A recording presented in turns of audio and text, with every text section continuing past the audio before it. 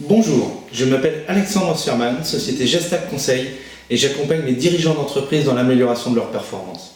Aujourd'hui, je vais vous parler de l'évolution des process, et plus particulièrement de l'importance de la visibilité opérationnelle. Vous allez me dire, c'est quoi? Tout simplement, c'est le fait d'être ordonné, d'être rangé. Alors, je vais vous prononcer un mot qui ne va rien dire pour vous, c'est la méthode japonaise du 5S. 5S, c'est quoi? Donc ça veut dire Sheiri, Sheiton, Sheisho, et je m'arrêterai là. En gros, pour faire simple, c'est supprimer l'inutile, situer les choses, faire briller, standardiser les règles, suivre et progresser. En gros, ça veut dire quoi? Je vous donne un exemple. Vous avez sur votre bureau des papiers dans tous les sens, partout. Vous arrivez, vous posez le moindre document comme ça, c'est pas la peine. La première des choses, c'est de se dire, le document, est-ce qu'il est utile, important, urgent? Oui, non, poubelle. Ça ne sert à rien de le garder, c'est poubelle. S'il est important, utile et très urgent, vous auriez dû le traiter. Donc il ne devrait pas être sur votre bureau. La deuxième chose, c'est ranger. Il est important d'avoir un bon classement, c'est inévitable. La troisième chose, c'est faire briller. C'est toujours agréable quand on a un bureau propre, bien lisse, qui brille. C'est toujours beaucoup plus accueillant pour les clients et même pour vous, pour travailler au quotidien.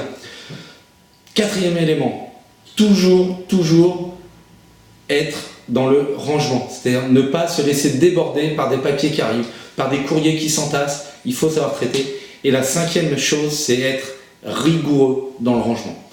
On peut bien ranger pendant une semaine, 2 semaines, mais c'est tous les jours qu'il faut ranger. Voilà, donc ça c'est la méthode du 5S. Après on a la méthode Lean qu'on peut appliquer aussi. Alors tout ça c'est des grands mots, c'est japonais, c'est anglais, c'est pas important. Le plus important c'est de se dire, voilà, comment par exemple je gère mon planning de production.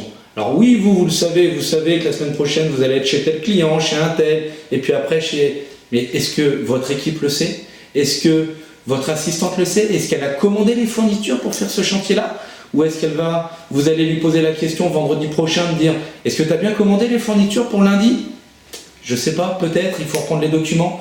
Si vous aviez un planning au mur, un tableau Velleda avec le nom des clients, commandé, devis validé, j'ai commandé les fournitures, mise en application telle date, l'équipe est faite, c'est facturé, c'est réglé, et ben, en termes de communication, il y a une efficacité, il y a de la performance.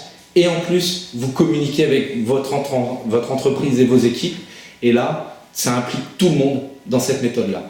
Donc la méthode Lean, c'est ça. C'est toujours détailler chaque poste, améliorer, communiquer et surtout impliquer chacun dans chaque stade de l'entreprise. Voilà. Donc je vais m'arrêter là. Je ne vais pas vous en dire plus. C'est long, il faut l'étudier, il faut diagnostiquer, il faut regarder qu'est-ce qu'on peut améliorer. Et pour ça, n'hésitez pas à me contacter, soit par téléphone, soit par mail, soit directement via le formulaire de mon site internet. Consultez la rubrique évolution des process sur gestacconseil.com ou tout simplement faire appel à moi par le formulaire ou m'appeler directement.